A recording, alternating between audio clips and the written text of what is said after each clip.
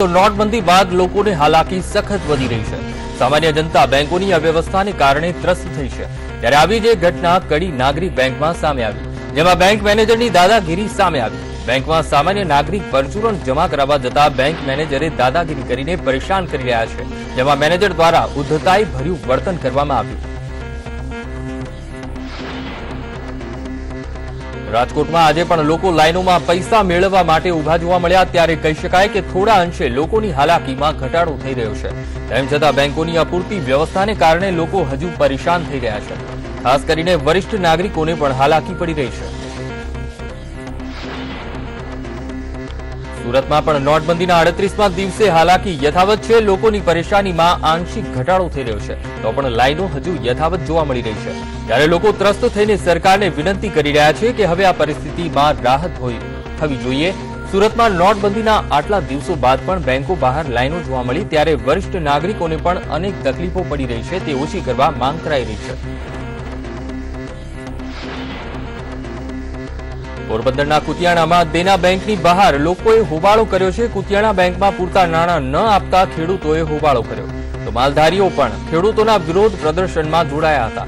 ખેડૂતો સાથે અન્ય ગ્રાહકોએ પણ હોબાળો મચાવ્યો। બેંકો દ્વારા માત્ર 4000 આપવામાં આવતા લોકોએ હોબાળો કર્યો છે।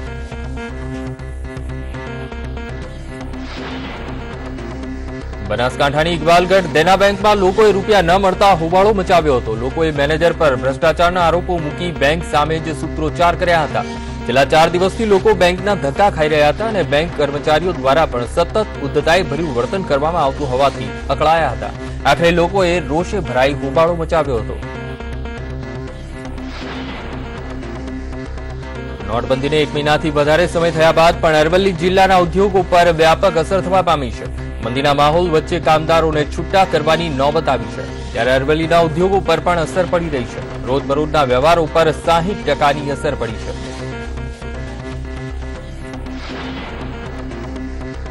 કિશોર ભજીયાવાલાની વધુ એક કરતૂત સામે આવી છે। કિશોર ભજીયાવાલાએ ઉધના વિસ્તારમાં એક મંદિર બનાવ્યું છે, જેની દાનપેટીમાંથી દાનના તમામ રૂપિયા લઈને તે જતો રહેતો હતો। આ મંદિરના દસ્તાવેજો પણ આઈટીને મળી આવ્યા છે। આ મંદિરનું નામ શ્રીમતી કમલાબેન કિશોરભાઈ ભજીયાવાલા ટ્રસ્ટ છે।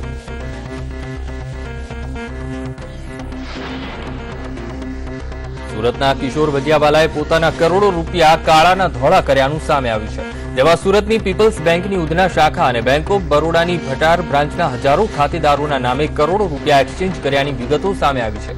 ત્યારે ચા અને ભજીયા વેચનારો જોતજોતામાં કરોડોનો કુબેર કેવી રીતે બની ગયો તે હાલ લોકોમાં ચર્ચાનો વિષય બન્યો છે।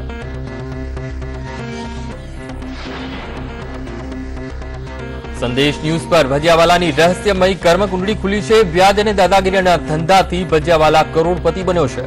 ભજીયાવાલાની 400 મિલકતમાંથી 200 મિલકતો ભાડા પર છે। મહિલા પાસેથી ભજીયાવાલાએ દાદાગીરી સાથે પ્રોપર્ટી લખાવી દીધી હતી અને કરોડોની પ્રોપર્ટી કોડીના ભાવે ખરીદી હતી। ભજીયાવાલાના લીધે ફેક્ટરી પણ વેચવી પડી હતી, કારણ કે ભજીયાવાલાએ કરોડોની ફેક્ટરી સસ્તામાં પડાવી લીધી હતી, જેને કારણે મહિલા હાલ બ્યુટી પાર્લર ચલાવવા મજબૂર બની છે। કિશોર ભજીયાવાલાએ પચાવી પાડેલ મંજીત કૌરની ફેક્ટરી પર હવે આઈટી વિભાગે દરોડા પાડ્યા છે, જેમાં કિશોર ભજીયાવાલાના બેનામી દસ્તાવેજો આઈટીને મળ્યાની માહિતી સામે આવી છે। વ્યાજે લીધેલા નાણાંની ચૂકવણી ન કરી શકતા ભજીયાવાલાએ મંજીત કૌરની ફેક્ટરી પચાવી પાડી હતી।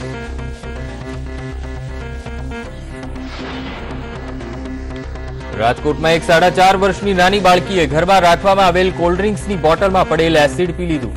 એસિડ પી લેતા બાળકીની હોજરીનું મોટું નુકસાન પહોંચ્યું હતું, જેની સારવાર માટે બાળકીને અમદાવાદની સિવિલ હોસ્પિટલમાં ખસેડવામાં આવી હતી, જ્યાં તબીબોએ તેમની સારવાર કરીને બાળકીને નવું જીવનદાન આપ્યું છે। જોકે આ કિસ્સો તમામ માતા પિતા માટે લાલબત્તી સમાન છે।